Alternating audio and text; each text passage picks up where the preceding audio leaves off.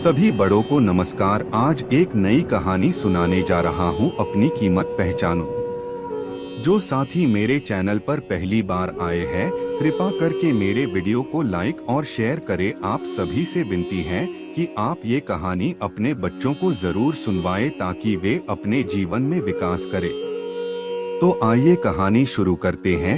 एक बार एक व्यक्ति सभी की मदद करता था और उसके बदले सब लोग उसकी तारीफ करते थे। अपनी तारीफ सुनकर उसे खुशी मिलती थी। एक बार वह चौराहे से जा रहा था तो उसने सुना कि कुछ लोग उसकी निंदा कर रहे थे।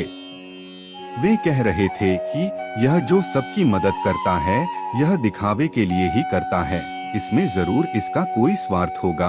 अपनी निंदा सुनते ही उसका मन व्यथित हो गया कि मैं सबकी कितनी मदद करता हूँ, लेकिन फिर भी लोग मेरी निंदा कर रहे हैं। इस जीवन का क्या लाभ?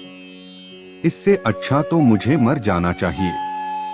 उसकी इस बात से उसके परिवार वाले और मित्र काफी परेशान हो गए।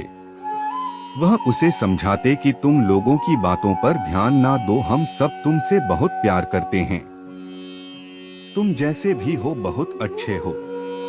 लेकिन नकारात्मकता उसके मन में बस चुकी थी। उसे बस यही लगता था कि मेरा जीवन व्यर्थ है। उसके मित्र ने उसे अपने गुरु के पास भेजा।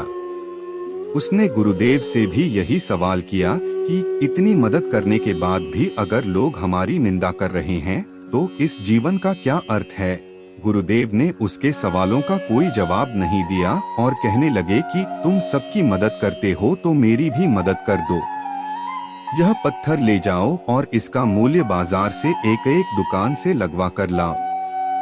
लेकिन याद रखना, तुम्हें इस पत्थर का केवल मूल्य लगवाना है, इसे बेचना नहीं।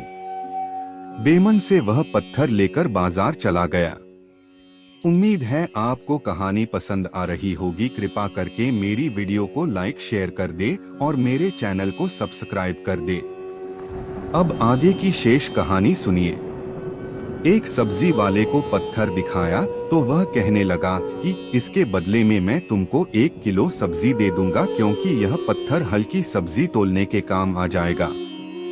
कुम्हार के पास गया तो वह कहने लगा कि मेरे पास तो आगे इतने कंकर पत्थर पड़े हैं, मैं इनका क्या करूंगा। बनिए के पास गया तो वह कहने लगा कि इसके बदले मैं तुम्हें कुछ राशन दे सकता हूँ। इसी तरह किसी ने पत्थर का मूल्य 1 सिक्का और किसी ने 2 सिक्के से ज्यादा नहीं डाला।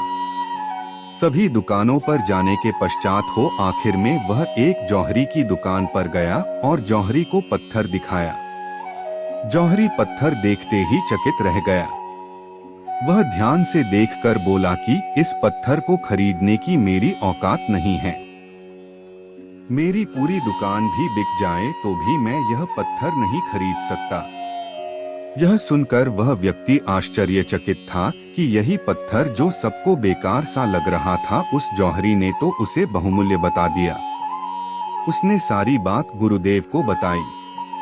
गुरुदेव कहने लगे कि वह जौहरी ठीक कह रहा था, इस पत्थर बहुमूल्य पत्थर है जो मुझे एक बार राजा ने दिया था। मैं बस तुम्हें यही समझाना चाहता था कि और तुम्हें अपनी कीमत की स्वयं पहचान करनी होगी। जैसे यह बहुमूल्य पत्थर बाकी सबके लिए बेकार था, इसकी कीमत केवल एक जौहरी ही पहचान पाया। बाकी सबके लिए यह पत्थर या तो व्यर्थ था या फिर उन्होंने इसका मूल्य बहुत कम आंका था। इसलिए तुम्हारा जीवन भी इस पत्थर की तरह है। तुम्हारा परिवार और मित्र इसकी असली कीमत जानते हैं। तुमको अगर किसी की मदद करनी है तो निस्वार्थ भाव से करो। किसी की प्रशंसा या फिर निंदा से तुमको कोई फर्क नहीं पड़ना चाहिए। इसलिए तुम अपनी कीमत में पहचानो और दूसरों की बातों में आकर अपने लक्ष्य से मत भटको।